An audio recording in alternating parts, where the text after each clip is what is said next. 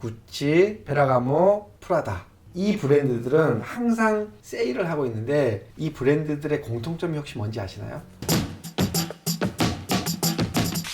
안녕하세요. 그림 좋아하는 형, 그 형TV의 레디카입니다. 오늘은 명품에 대해서 얘기를 한번 해보도록 할게요. 여러분들 명품 많이 좋아하시죠? 근데 가끔 가다가 명품을 가격을 이렇게 들여다볼 때는 터무니없이 비싸지 않은가 하는 생각을 좀 많이 하게 됩니다. 사실 브랜드에서도 가격을 좀 높여서 고급화 전략 그리고 아무나 쉽게 못 사게 하는 그런 전략을 좀 구사하기도 합니다. 그렇지만 터무니없이 비싸면 좀 너무 말도 안 되지만 명품은 나름대로의 그런 그 브랜드의 역사, 철학 이런 것들이 있기 때문에 가격을 이제 비싸게 받는 이유들이 이제 많은데요.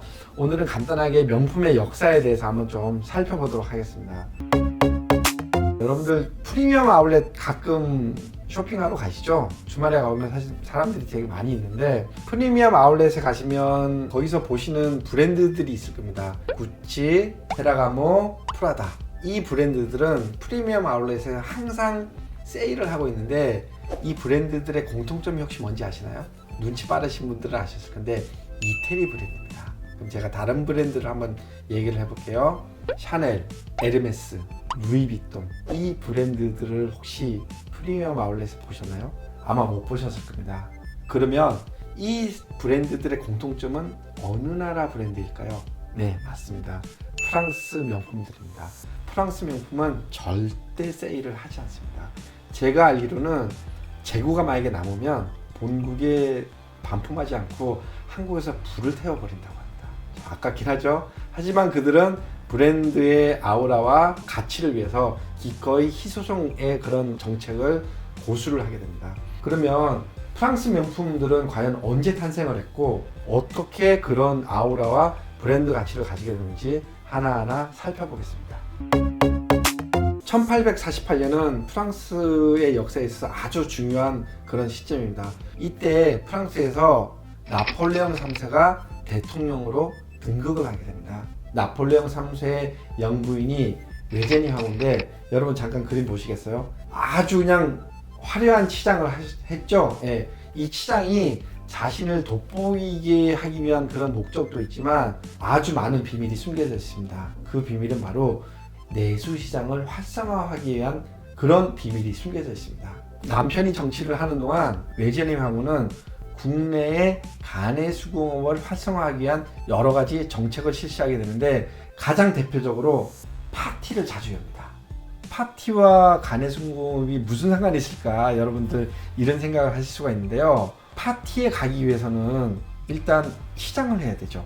그럼 여러 가지 액세서리를 많이 만들어야 됩니다. 그렇죠? 자, 두 번째, 파티에 가기 위해서 이동수단이 필요하죠. 마차를 타고 가야 돼요. 그리고 프랑스 사람들이 잘 안 씻었죠. 안 씻어서 몸에 좀 나는 냄새를 감소하기 위해서 향수를 뿌리게 되죠. 즉 파티를 하나 개최함으로 인해서 여러 산업들이 동시에 어떤 그 발전하는 그런 효과를 누리게 됐습니다. 그 파티가 한 곳에서만 열리는 게 아니라 여기저기 곳곳에서 파티를 돌아가면서 개최를 좀 했습니다. 그때 외제니 황후가 자신의 짐과 이런 물품들을 챙겨서 이동을 해야 되는데 그 전속 짐꾼이 하나 있었습니다. 그 짐꾼의 이름이 바로 루이비통이라는 소년이었습니다. 그 소년이 이 외제니 황후의 어떤 짐을 너무나 잘 정돈을 해서 가져와서 전속으로 그냥 짐을 옮겨주는 그런 포터, 짐꾼의 역할을 루이비통이 했고 그 루이비통은 짐을 잘 싸는 것뿐 아니라 그 짐을 옮기기 위한 여러 가지 목재의 어떤 그런 상자들을 스스로 개발을 해서 만들기 시작했습니다. 이게 바로 루이비통의 시초라고 좀 할 수가 있습니다.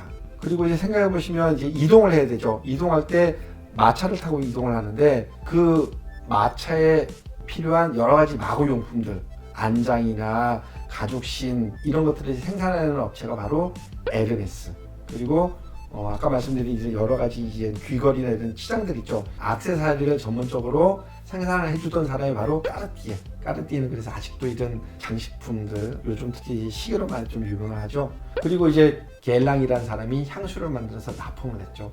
다시 돌아보면 짐을 옮기는 데 필요한 그런 루이비통, 마구 관련 용품을 생산하는 에르메스, 이런 액세서리를 만들던 까르띠에, 향수를 만들던 겔랑, 이런 브랜드들이 바로 탄생하는 밑받침이 됐던 게 바로 외제니 황후가 파티를 열게 됨으로써 그런 산업적 기반이 구축이 됐던 거죠. 다시 한번 말씀을 드리면 프랑스 명품들은 바로 왕가의 아우라를 등에 업고 하나의 명품이 되었다라고 말씀을 드릴 수가 있습니다. 오늘 프랑스 명품의 탄생 배경에 대해서 좀 설명을 좀 드렸습니다.